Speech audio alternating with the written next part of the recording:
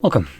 In front of me I have the iPad Air 11-inch from 2025, and I'll be going over unboxing, a quick look at the device and also its specifications.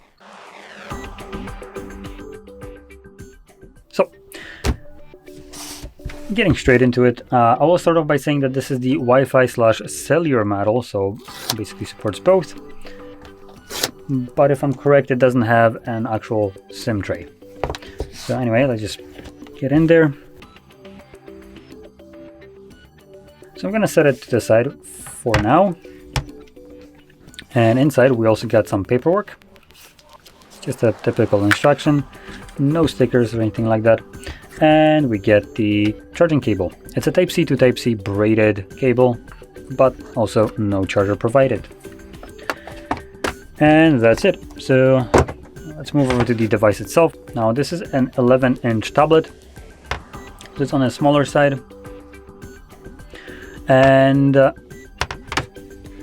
going into the display, which will be the one thing that you're going to be looking at the most, we have a liquid retina LCD IPS display. Wow, what a joke. Right at the start.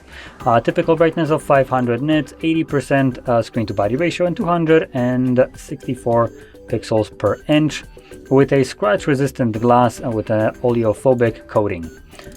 So this is probably the most disappointing display that you can get on a device that costs whopping 700 euros. This is if Tim Cook would knock on your door and do this to you.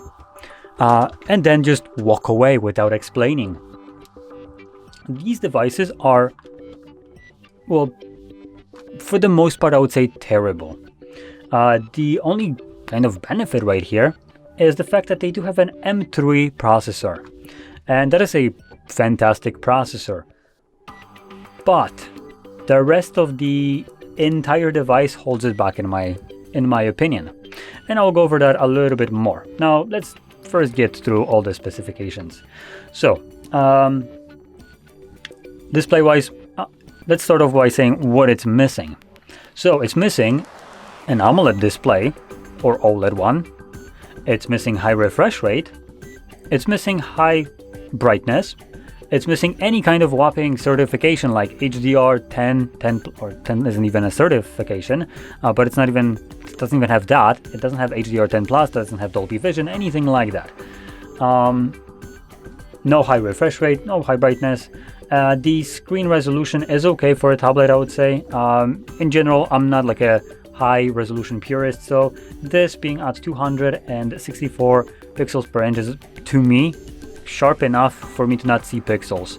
And sharper display doesn't really change that, so I'm fine with that, no problem here.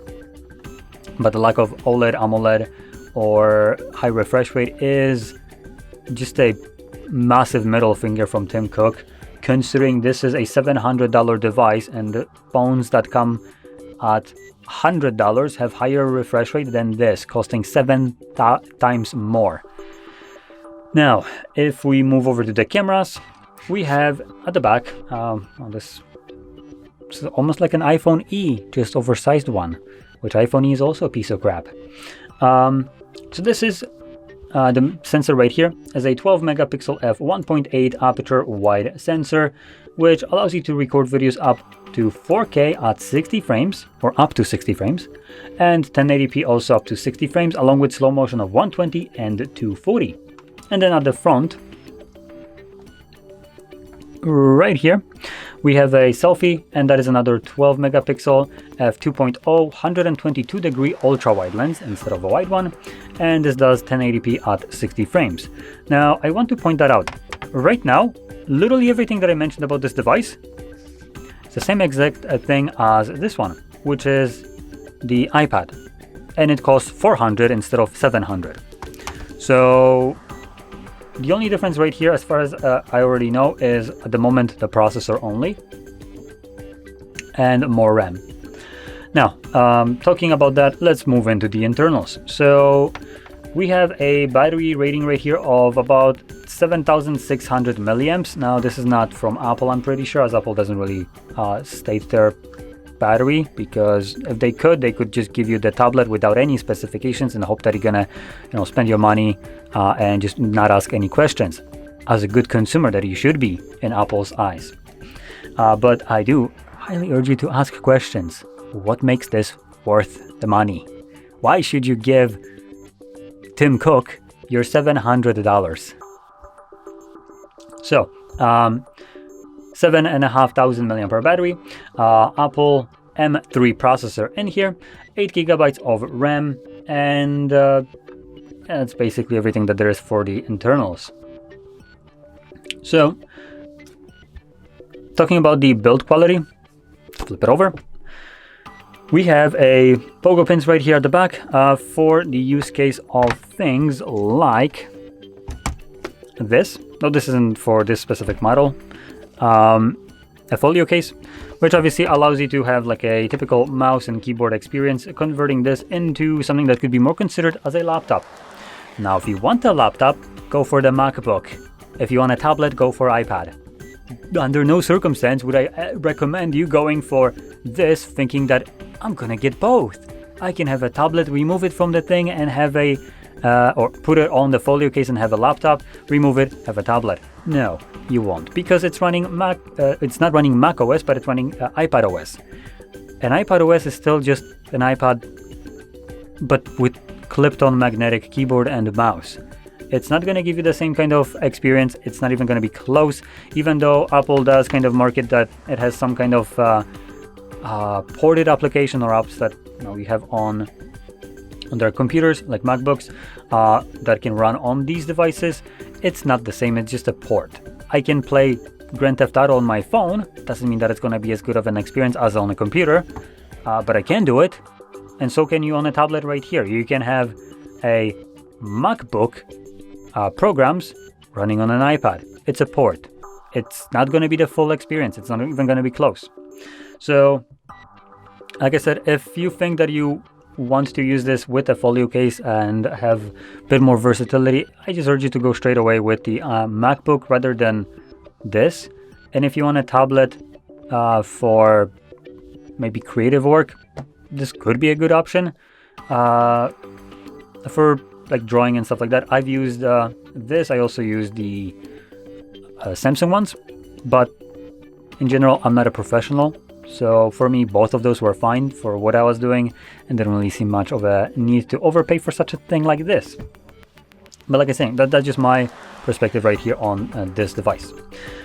In general, I find this to be overpriced and defeating the purpose. This device has enough power with an M3 processor to run Mac OS on here, to give you the access to all the typical applications that you have on Mac. It's, for the God's sakes, running the same processor as MacBooks.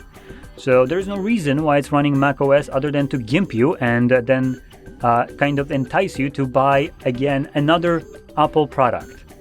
This could be used as two products at once, as a MacBook and as an iPad. But instead, it's being gatekept to sell more MacBooks if you want that full experience, even though it has the same kind of processor that you have on the computer side. So, like I said, this device is the equivalent of Tim Cook knocking on your door, showing you the middle finger and walking away. There is just marketing behind this, but the product itself, I would say it's just another iPad. It doesn't, there's no difference between this one, in my opinion, and the previous one. It's just a faster version of the previous one, which at this point, these devices are so stupidly fast that it doesn't make sense to go for the newest, greatest one. Specifically this one as well. It doesn't have anything that it would be different in terms of like display over the old one. It's still garbage ass display with a non-existent refresh rate, and any other budget phone released in this year outperforms this screen. So yeah, I genuinely don't see a incentive to go for this one, especially when you can buy, for instance, last year or 2 year model before that for cheaper. And you can even buy this one for cheaper. It's also a 2025 model. This is just a bog standard iPad, and it in general will offer you the same experience. won't be as fast as this one, as this is running the Apple A16 processor, a 2-year phone processor. But like I said, these were already stupid fast devices, and if you get to save almost 50% and have roughly the same experience, I don't think there is really much of a difference. If you're planning to play some demanding games, this might make sense. If you're not, there's no reason.